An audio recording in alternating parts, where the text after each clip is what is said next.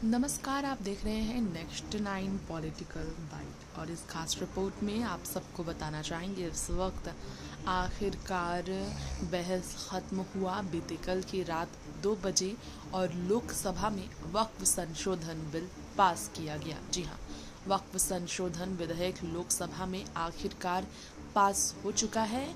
Bill के पक्ष में 288 वोट पड़े जबकि विरोध में 232 वोट पड़े। केंद्रीय मंत्री किरण रिजिजू ने ये कहा है कि अल्पसंख्यकों के लिए भारत से ज़्यादा सुरक्षित दुनिया में कोई जगह ही नहीं और वे सुरक्षित है क्योंकि बहुसंख्यक पूरी तरह से धर्म निरपेक्ष है।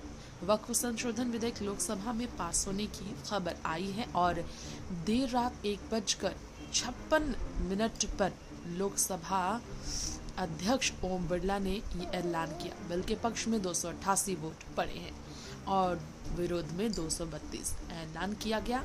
अब राज्यसभा में से भेजा जाएगा। आज बीजेपी की सहयोगी पार्टियों ने इस विधेयक का खुलकर समर्थन किया, वहीं विपक्ष ने बिल का जमकर विरोध किया था।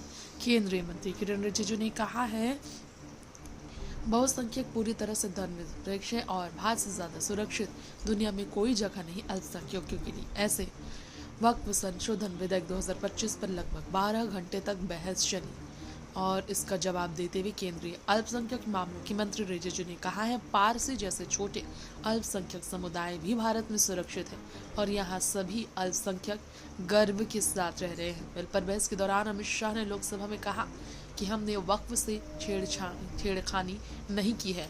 वक्फ बोर्ड और वक्फ परिषद के लिए संशोधन किया है। इसकी फंक्शनिंग प्रशासनिक है। वक्फ बोर्ड को धार्मिक और देखा जाए तो धार्मिक क्रियाकलाप नहीं करना है। हम मुतवल्ली को छू भी नहीं कर रहे हैं।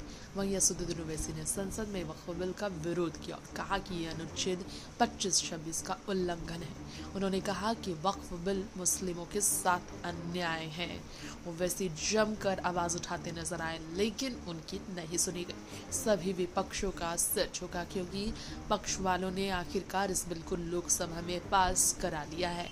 बीजेपी ने एक कदम से 6 निशाने साथ लिए हैं। धर्मनिरपेक्षता का चश्मा लंबे वक्त से बीजेपी और बीजेपी सरकार के फैसलों के खिलाफ पहनकर बीजेपी के खिलाफ विपक्ष खुद को सेक्युलरिज्म का सियासी चैंपियन दिखाता रहा, लेकिन लोकसभा में वक्फ बिल पर बीजेपी ने वो बैटिंग की जिससे राजनीतिक मैदान में फिलहाल ये साफ हो गया है कि एक सेक्युलरिज्म की वो भाषा नहीं चलेगी जो विपक्ष चाहता है। 2, मुस्लिमों से जुड़े हर फैसले को मुस्लिम विरोधी के कटघरे में खड़ा करने की राजनीति अब नहीं चलेगी। 3, मुस्लिमों को खतरा बताकर वोट की सियासी हानि हर बार नहीं चढ़ने वाली है। 4, मुस्लिमों से जुड़े मुद्दे पर प्रदर्शन के बहाने फैसले बदलवाने की मंशा अब कामयाब नहीं होती।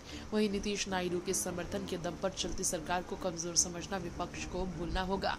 विपक्ष को ये बात भी समझनी होगी कि भले ही इस बार सीट उनकी बड़ी है लेकिन वे मोदी के हाथ से फैसलों की ताकत ढीली नहीं पड़ी है। Next 9 political bytes report.